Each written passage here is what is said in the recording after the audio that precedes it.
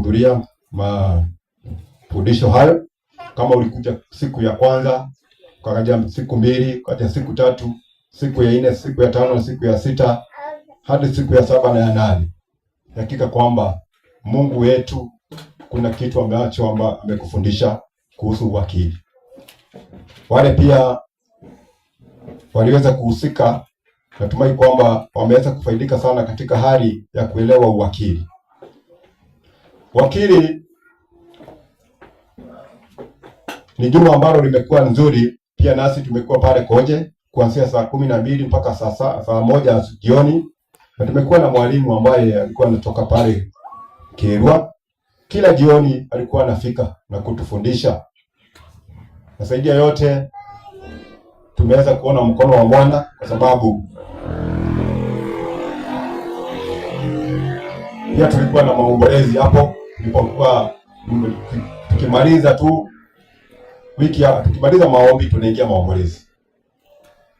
Kuingia maombolezi maana yalikuwa hapo kanisani. Ilikuwa hapo kanisani, sasa tulikuwa tunaingia. Tunapomaliza maombi tunaingia katika maombolezi. Na nashukuru kwa sababu yote iliweza kuenda pamoja na tukaweza kumalizia mambo ya mazishi hapo Alhamisi. Na nashukuru kwa sababu tuliweza kumaliza vizuri.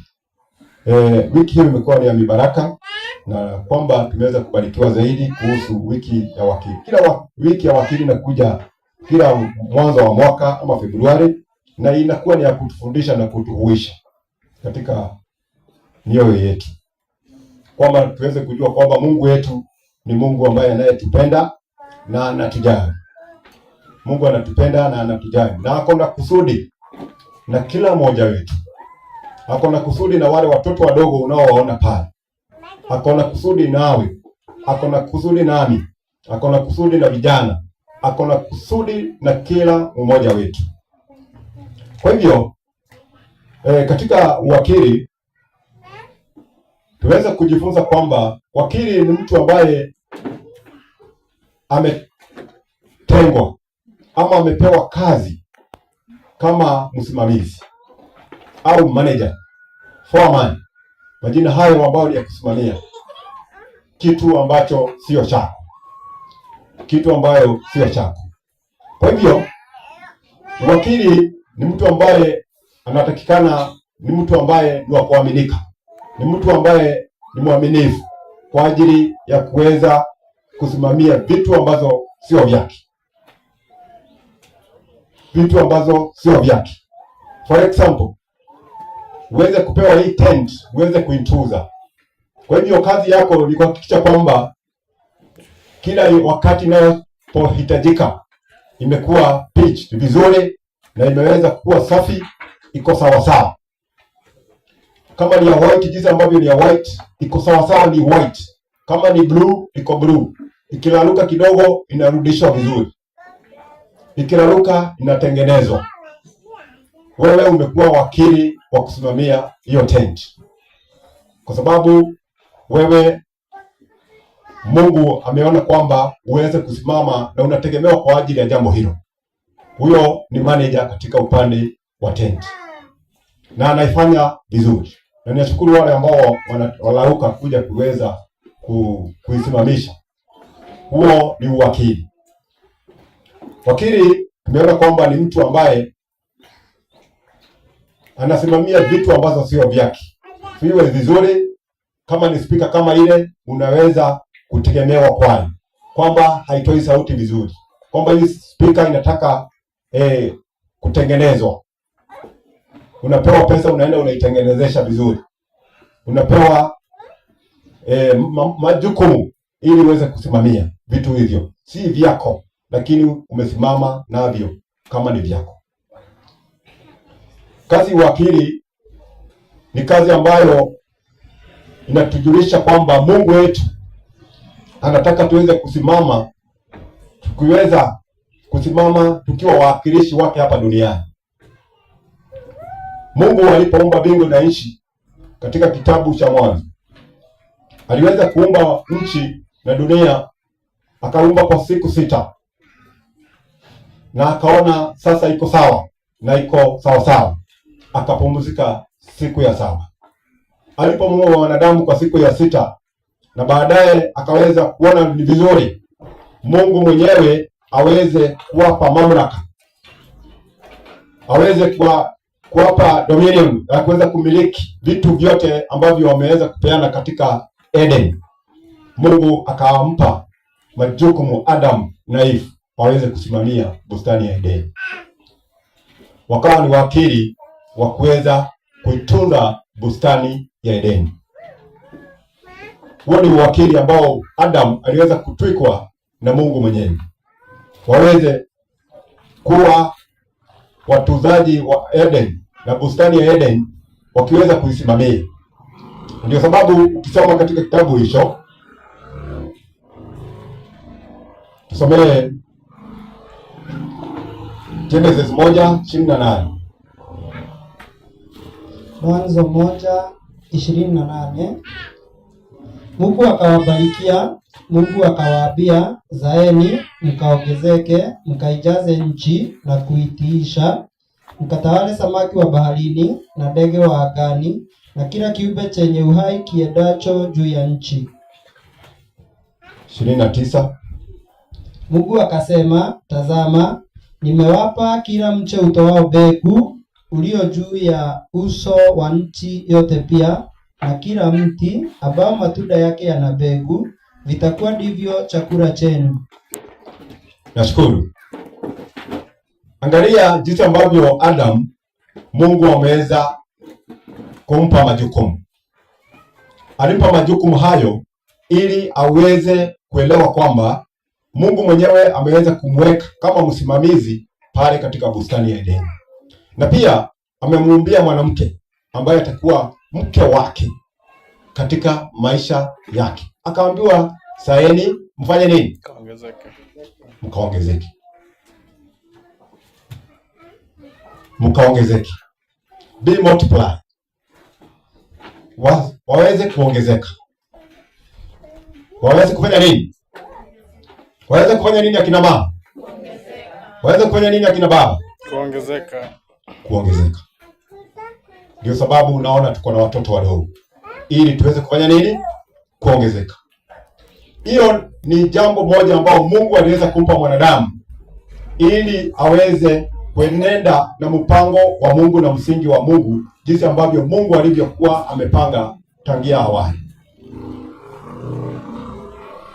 Hiyo ni majukumu yetu kama wanadamu, kuweza kujua kwamba ni jukumu langu kuhakikisha kwamba nimefanya kulingana na jinsi Mungu wa mbinguni ameweza kusema tuweze kuongezeka. Kwa sababu umeona kwamba niko na vijana wawili pale, niko na wao wawili, na kuna mwingine amebaki, na huenda kwa kukuja mwingine, ama sivyo? Haleluya, amen. Kwa hivyo wacha kusema nitakaa peke yangu. Usiseme aje? Usiseme nitakaa peke yangu. Acha nikae tu peke yangu.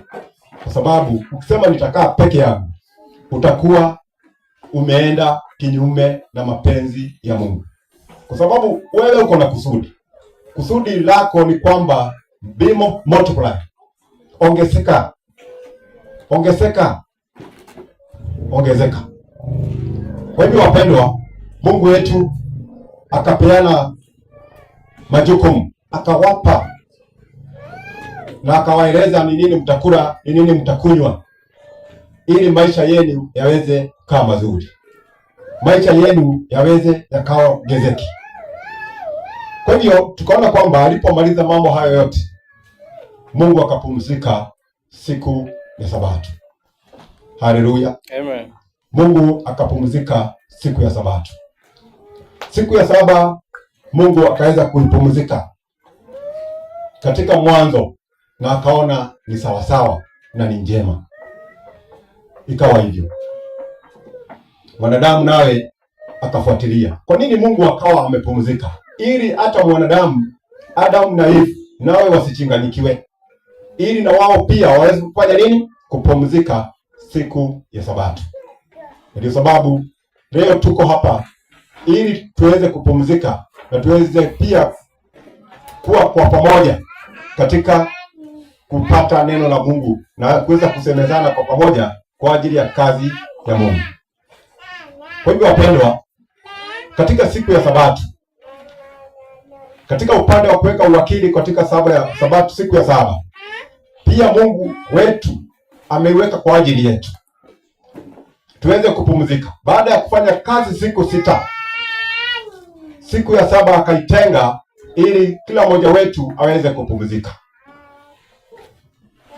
Ni sababu ametupa siku 6 tuweze kufanya kazi zetu zote, lakini siku ya saba ni Sabato ya Bwana Mungu wetu. Kutoka 20 aya yake ni 8. Hapo ndipo Mungu ameweza kutupa mamlaka na majukumu ya kila mmoja wetu kuelewa na kufahamu kwamba Mungu wetu anataka tuweze kupumzika siku ya saba.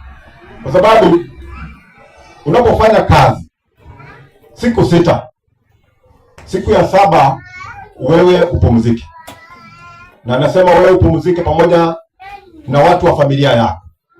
Uweze kupumzika na wageni walio kwako, wale ambao wamekutembelea. Uweze kupumzika na hata wanyama wako wa kufunga pale nyumbani. Wafanyikazi wote waweze kupumzika. Wacha kuja kanisani lakini wafanyikazi wameenda kazi, kufungua kazi. Hapo hakuna mapumziko. Kwa hivyo ni tupumzike jinsi ambavyo Mungu mwenyewe ameweza kuagiza. Nashukuru kwa sababu Mungu wetu katika wiki hiyo ameweza kutupa uhuisho wa kuweza kuelewa kwamba tunastahili kurudia ama kurudi katika njia ambayo ni njema ya kurudisha katika wema wa Mungu. Uwakili ni kuturudisha ili tuweze kuelewa Mungu wetu anataka tuweze kuwa wasimamizi wa asilimali zake kama waakili wema.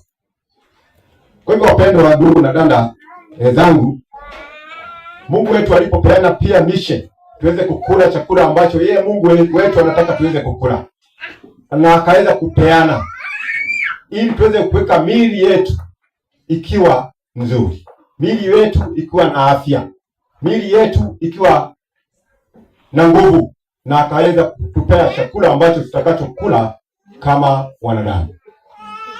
Uwakili wema katika miili yetu, uwakili wema katika miili yetu.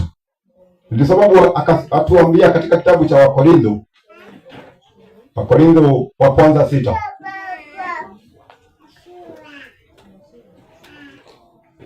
Wakorintho wa kwanza 6:20, somee.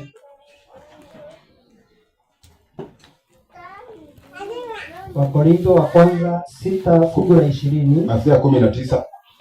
19. Au hamjui ya kuwa mwili wenu ni hekalu la Roho Mtakatifu aliye ndani yenu, mliyepewa na Mungu, wala ninyi si mali yenu wenyewe, maana mlinunuliwa kwa thamani. Sasa basi mtukuzeni Mungu katika miili yenu. Asante. Bwana Mungu ametupa miili yetu kama hekalu lake. Ametupa miili yetu kama hekalu lake. Tunastahili kuitunza mwili ambao Mungu wetu ameweza kutupa ili tuweze kumfanyia kazi na kumsimamia na kuwa ambassadors wake hapa duniani. Tunastahili kuweka miili yetu ikiwa na afya nzuri. Na tayari Mungu wetu ameweza kupeana chakula na akatuambia tunastahili kula nini. Kwa hivyo sio chakula chote unaweza kula ili kuweza kuwa na afya nzuri. Unapaswa kuweka chakula ambacho kitaweza kusaidia mwili wako. Kitaweza kusaidia mwili wako. Tusile tu wala mradi tu tule, bali tuweze kula chakula kwa sababu Mungu wetu anahitaji tule chakula kinachostahili, kitakachojenga miili yetu. Kitakachojenga miili yetu. Kwa hivyo wapendwa, Mungu wetu ameeleza katika kitabu cha Mwanzo 21,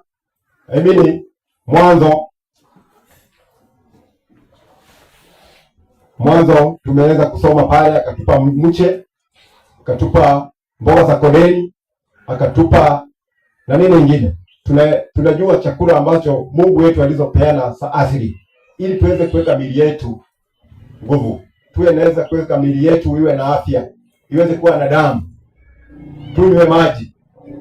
Hiyo ni chakula ambayo Mungu wetu aliweza kuweka mbegu ili tuweze kula na miili yetu iweze kuwa na afya nzuri na kuweza kufanyia Mungu wetu kazi, na zaidi ya yote tuweze kufanya kazi yetu pia tukiwa na afya nzuri.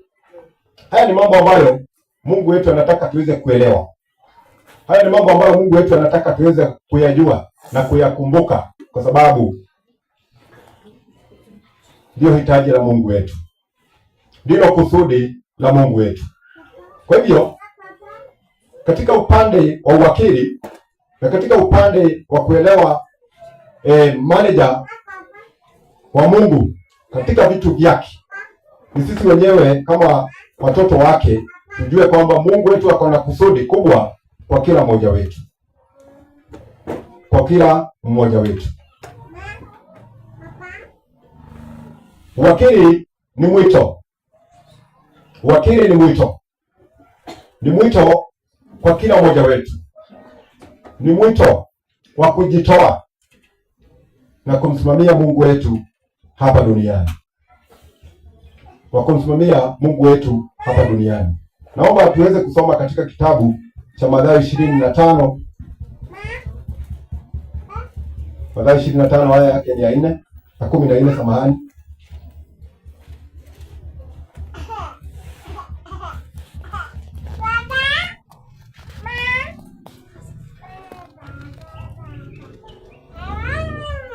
Mathayo 25:14. Fungu la 14. Soma msomaji. Maana ni mfano wa mtu atakaye kusafiri, aliwaita watumwa wake, akaweka kwao mali zake. Akampa mmoja talanta 5, na mmoja talanta 2, na mmoja talanta 1, kila mtu kwa kadiri ya uwezo wake, akasafiri. Mara yule aliyepokea talanta 5 akaenda akafanya biashara nazo, akachuma faida talanta nyingine 5. Vile vile na yule mwenye 2, yeye naye akachuma nyingine 2 faida. Lakini yule aliyepokea 1 alikwenda akafukua chini, akaificha fedha ya bwana wake. Baada ya siku nyingi akaja bwana wa watumwa wale, akafanya hesabu nao. Akaja yule aliyepokea talanta 5, akaleta talanta nyingine 5, akisema, Bwana, uliweka kwangu talanta 5, tazama talanta nyingine 5 nilizopata faida. Bwana wake akamwambia, vema mtumwa mwema na mwaminifu, ulikuwa mwaminifu kwa machache, nitakuweka juu ya mengi. Ingia katika furaha ya bwana wako. Akaja na yule aliyepokea talanta 2, akasema, Bwana, uliweka kwangu talanta 2, tazama talanta nyingine 2 nilizopata faida. Bwana wake akamwambia, vema mtumwa mwema na mwaminifu, ulikuwa mwaminifu kwa machache, nitakuweka juu ya mengi. Ingia katika furaha ya bwana wako. Komea pale, nashukuru. Asante sana. Yesu anapeana mfano wa uaminifu. Kuna watu watatu ameweza kupeana pale. Mmoja akapewa talanta 5. Wa pili akapewa talanta 2. Watatu akapewa talanta ngapi? Moja. Hawa wote walikuwa waweze waende wafanye biashara, wawekeze, siweze kupata mazao. Lakini mwenye aliyepewa 5 akaenda akawekeza, zikatoka zingine 5, na akawa anamgoja bwana wake.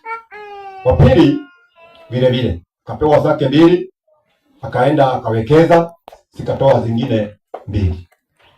Watatu akapewa talanta 1, akaenda akaona hii 1 haitaweza kunisaidia, ama haiwezi hata saidia bwana wangu, wacha niifiche. Atakapokuja nitamtolea nini? Talanta yake. Kwa vichache ambavyo Mungu wetu aliweza kuwapa, kila mmoja wetu aliweza kuaminika. Lakini aliyepewa 1 akaona hii haiwezi, na akaacha na akaenda katika shughuli zake. Lazima na ni vizuri, ni lazima na ni lazima sisi kama Wakristo, kwa vichache ambavyo Mungu wetu ameweza kutupa, kwa kazi chache ambayo Mungu ameweza kukupa kanisani, hakikisha kwamba umeweza kutekeleza. Kwa jukumu ambalo umeweza kuchaguliwa kama kanisa, hakikisha kwamba umenesha wengine. Umefundisha nini? Wengine.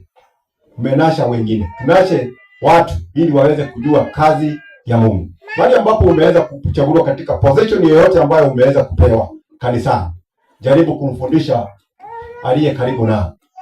Jaribu kuwaongoza ama kuwafundisha wale ambao unaowaongoza pia waweze kuelewa kazi ya Mungu. Katika talanta ambazo hao waliweza kupewa, mwenye alipewa moja alipuuzia na akaiputilia mbali. Huyo akawa kwamba hata ameputiliwa mbali katika ufalme wake. Kwa hivyo wapendwa, sisi kama Wakristo mpaka tuweze kuwajibika katika uwakili. Charity tuweze kuwajibika katika kazi ya Mungu. Kwa vichache pia ulivyo navyo, mpaka tuweze kuwajibika. Kwa sababu Mungu wetu ametuweka tukiwa mawakili wema katika shamba lake. Biblia inazidi kutuambia katika kitabu cha Luka 16 aya ya 10 inasema namna gani? Luka 16 aya ya 10. Luka 16 fungu la 10. Aliye mwaminifu katika lililo dogo sana, huwa mwaminifu katika lililo kubwa pia, na aliye dhalimu katika lililo dogo, huwa dhalimu katika lililo kubwa pia. Asante. Biblia iko wazi kwamba vichache ambavyo ulivyo navyo, kama utaweza kusimamia vichache ulivyo navyo, kumaanisha hata vikubwa ama jambo kubwa hautawezana nalo. Kwa vichache, kwa idara moja ambayo umepewa, kama hautaweza hiyo, ukipewa mbili itatokomea, itaisha. Kwa hivyo kama uko na moja, Mungu amekupea kuwa dikonani, fanya kazi kwa bidii, fanya kazi kwa uaminifu. Kama umepewa women ministry na personal ministry zote mbili, Mungu aliona uko na uwezo wa kushikilia hizo idara mbili. Shikilia, fanya kazi, fanya kazi. Ambia Mungu akupe uwezo wa kufanya hiyo kazi, kwa sababu hautaweza peke yako. Lakini ukimtegemea Kristo utaweza kuifanya. Usiangalie kwamba nimepewa kamoja na mwenzangu amepewa 4. Kuna sababu. Wewe moja ambao umepewa, fanya nini? Shikilia. Fanya kwa uaminifu. Fanya kwa nguvu, na utaweza kuyashinda yote. Kwa hivyo anayeshindwa na madogo, hata makubwa hata hayaweza. Lakini kama tutaweza kupambana na yaliyo madogo, hata makubwa tutafanya nini? Tutayaweza. Hata makubwa tutayaweza. Hii ni wiki ambayo imekuwa ni ya uhuisho katika upande wa uwakili. Na uwakili ni department ambayo imeshika mambo yote mambo ya kiroho yote. Uwakili tu sio kutoa zaka na sadaka. Unajua, kwa sababu watu wakose kuja katika maombi, wakati mwingine watu wanahuwa asema kwamba wanadhani kwamba watakuja kufunzwa kutoa zaka na sadaka. Lakini si hivyo. Sio tu kutoa zaka na sadaka. Uwakili umeshika mambo mengi. Kila jambo katika kazi ya Mungu, katika shamba la Bwana ni wakili. Ingawa kwamba katika zaka na sadaka ni mojawapo ya uaminifu katika hali ya kutoa, lakini Mungu wetu anataka tuweze kuelewa katika wiki hii na juma ambalo limepita, kwamba tuko na jukumu kwa kila mmoja wetu, tuko na majukumu kwa kila mmoja wetu kuweza kusimamia kazi ya Mungu kama wakili wema kwa kazi na katika shamba lake. Na mali yote na vyote vilivyomo ni vya Mungu. Mali na vyote. Naomba utusomee hiyo Zaburi 124 aya ya kwanza. Zaburi 24 aya ya kwanza.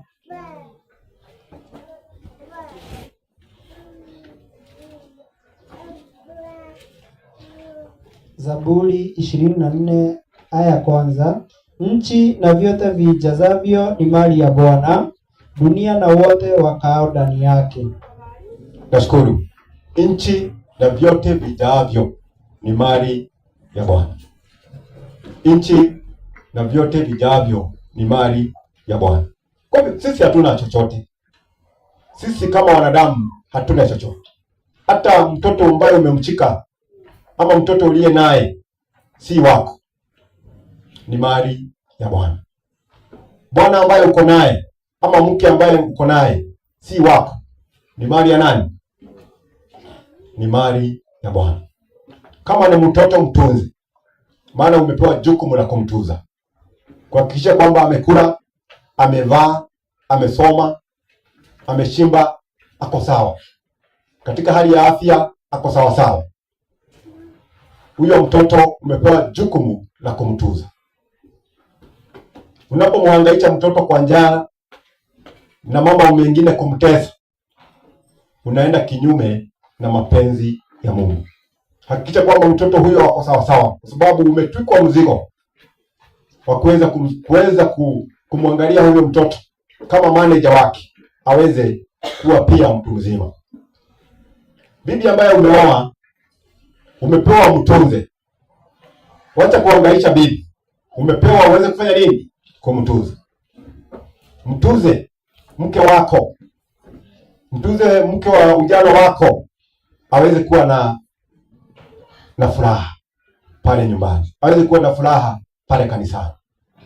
Aweze kuwa na furaha pia mbele ya watu, kwa sababu umemtunza vizuri. Wacha kumhangaisha. Wacha kumhangaisha. Wacha kumtesa. Wacha akae vizuri. Kama ni mzee, bibi, wacha kutesa mzee. Wacha kumnyima chakula. Wacha kufanya nini? Wacha kumnyima chakula. Na yeye ndiye alitoa ile pesa mingi. Kwa hivyo wacha mzee akule na ashimbe, kwa sababu yeye ndiye kiongozi wa hiyo nyumba. Ndiye kiongozi wa hiyo nyumba. Wacha mzee awe sawa sawa, awe na amani, awe na furaha nyumbani. Umepewa ule mzee uweze kumshughulikia. Na wewe ambaye uko peke yako, nawe jipende. Wewe nawe ujipende. Sema kwamba pia Mungu ananipenda zaidi. Si Biblia inasema kwamba tupende wenzetu jinsi ambavyo tunavyofanya nini? Tunavyojipenda. Tupende wenzetu jinsi ambavyo tunavyojipenda. Kama uko peke yako, ambia Mungu ni shukrani. Unanipenda zaidi. Nashukuru sana. Nawe jipende. Focus na uweze kumultiply. Kama kuna kazi umepewa na Mungu amekupea kazi, jaribu kuendelea. Jaribu kuendelea. Sikae tu mahali pamoja. Jaribu kuendelea. Jaribu kuinuka. Jaribu kuinuka. Kwa sababu Mungu wetu anataka tufanye nini? Tuinuke. Anataka tuwekeze. Anataka tuweze kuwa na pesa mfukoni. Tunasikia serikali inasemanga namna hiyo. Sasa sisi ndio tunapaswa kuwa na pesa wapi? Mfukoni. Kwa sababu mali zote ni za nani? Ni za Bwana. Mali zote ni za Bwana. Tukiwa na pesa mfukoni, tukiwa tuna focus, kazi ya Mungu itaweza kuinuka. Lakini kama tutaenda kinyume na hayo, hakika kwamba hata kazi ya Mungu itadidimia.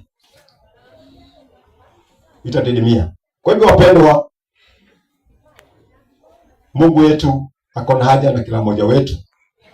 Mungu wetu ako na Akona kusudi na kila mmoja wetu,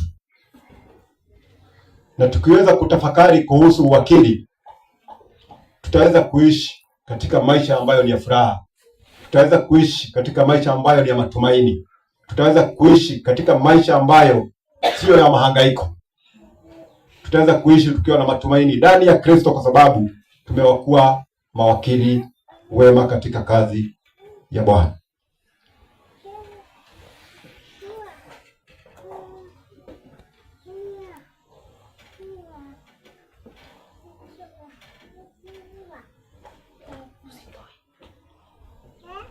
Katika upande wa uwakili, jinsi Mungu ambavyo ametubariki,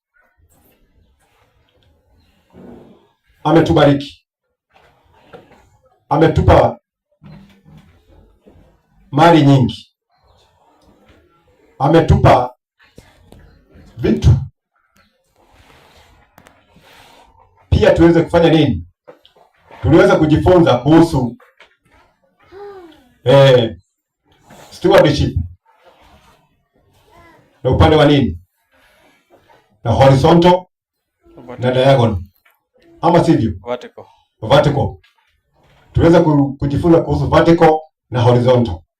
Tukasema kwamba wakati Mungu wetu aliweza kupumzia mwanadamu pumzi ya uhai, akampa pumzi ya uhai, akawa kiumbe kipya, akapewa mamlaka ya vitu vyote hapa duniani.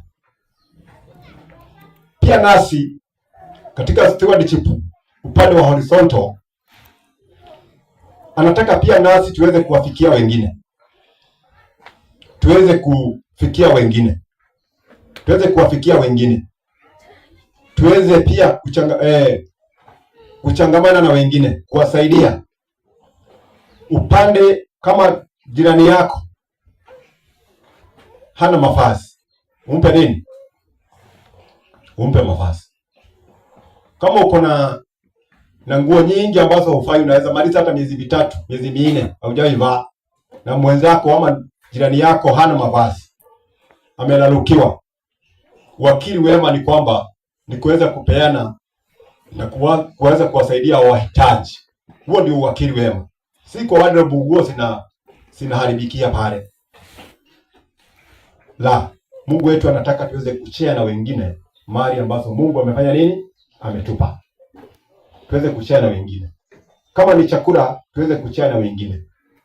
Wale ambao hawajiwezi, tunawasaidia katika upande wa chakula. Uwakili wema kwa upande wa wenzetu ambao hawajiwezi. Kwa hivyo, wapendwa, tunapotafakari tu kuhusu zaka na sadaka, pia kuna mambo mengine tunastahili kufanya nini? Kujumuika. Na tunapaswa kutekeleza. Tunapaswa kuwa accountability kwa ajili ya wenzetu, kwa ajili ya ndugu zetu, kwa ajili ya dada zetu. Na tukiweza kuwa naomba kufanya yale, Mungu wetu atazidi kutubariki na atazidi kuwa pamoja nasi, kwa sababu tayari tumeweza kuitika na kufanya kazi kama yule aliyepewa talanta 5, kama mwenye alivyopewa talanta 2. Bali tusipofanya mapenzi ya Mungu, tutakaa kama mwenye aliyepewa talanta ngapi? 1, ambaye hakufurahia na akaachana naye, akaenda akaichimba na akaficha na kasahau naye. Alikumbuka wakati bwana wake alipokuja, kwa sababu sasa alipomuona akakumbuka, kumbe nilipewa nikaficha. Sasa akawa kwamba yeye maisha yake ikawa kwamba hata hesabiwa katika ufalme wa mbinguni, kwa sababu hakuweza kufanya kazi ya Mungu, hakuweza.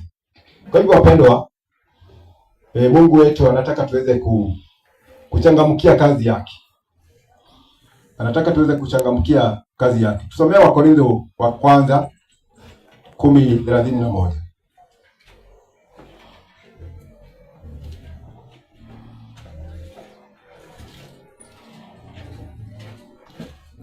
Wakorintho wa kwanza 10:31.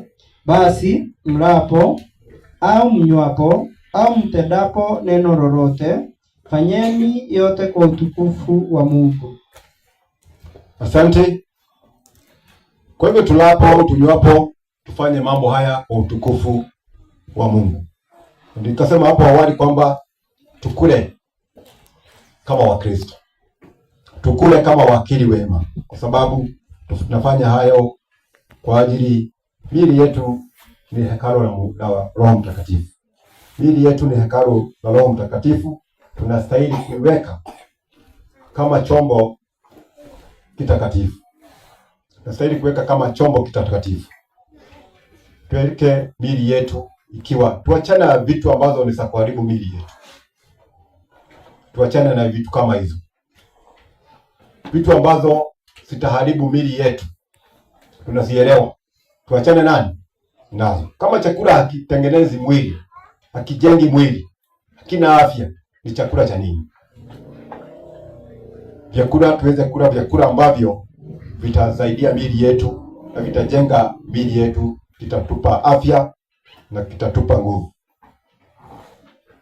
Kitabu cha Warumi 12 aya ya 1 na 2 nasemaje? Warumi 12 aya ya 1 na ya 2. Basi ndugu zangu, nawasihi kwa huruma zake Mungu, itoeni miili yenu iwe dhabihu iliyo hai, takatifu, ya kumpendeza Mungu, ndiyo ibada yenu yenye maana. Wala msifuatishe namna ya dunia hii, bali mgeuzwe kwa kufanywa upya nia zenu, mpate kujua hakika mapenzi ya Mungu yaliyo mema, ya kumpendeza na ukamilifu. Asante sana. Hizi ni ahadi ambazo tumepewa habari na ni tahadhari ambazo tumepewa. Ni tahadhari. Kwa hivyo mpaka tuweze kusikia neno la Mungu. Mpaka tuweze kusikia neno la Mungu. Maana Biblia inasema katika kitabu cha Timotheo, inasema kwamba kila andiko lenye pumzi ya Mungu linatosha katika mafundisho na kuwaonya watu makosa yao. Kila andiko lenye pumzi ya Mungu nafaa katika mafundisho. Kwa hivyo Warumi inatueleza, Warumi inatusaidia, Warumi inatupa tahadhari ya kuweka miili yetu kwa njia ambayo haistahili, ya kuweza kuhifadhi kupa miili yetu chakula ambacho hakistahili. Miili yetu ni hekalu la Roho Mtakatifu. Miili yetu tuweze kuiweka na kuipa chakula ambacho kitakacho kutupa afya kwa ajili ya kazi ya Mungu na kumsimamia Mungu kama wakili wema. Sisi ni ambassadors. Sisi ni ambassadors katika ulimwengu wa kisasa. Sisi ni wawakilishi wa Mungu hapa duniani. Sisi ni wawakilishi wa Mungu. Na mpaka tuweze kuambatana na mapenzi ya Mungu. Mpaka tuweze kuwa na uhusiano mzuri na Kristo. Mpaka tuweze kuwa na uhusiano mzuri na Mungu wetu. Ili kwamba aweze kututumia, aweze kuwa pamoja nasi, na aweze kufurahia kama wakili wema hapa duniani, hapa ulimwenguni. Nataka niweze kutamatisha kwa sababu naona pia wakati umeendelea, nikisema kwamba kusudi la uwakili ni tuweze kumkaribia Mungu zaidi. Ni zaidi ya yote tuweze kumtumainia na tuweze kuwajibika. Tuweze kuwajibika na tuweze kutawala.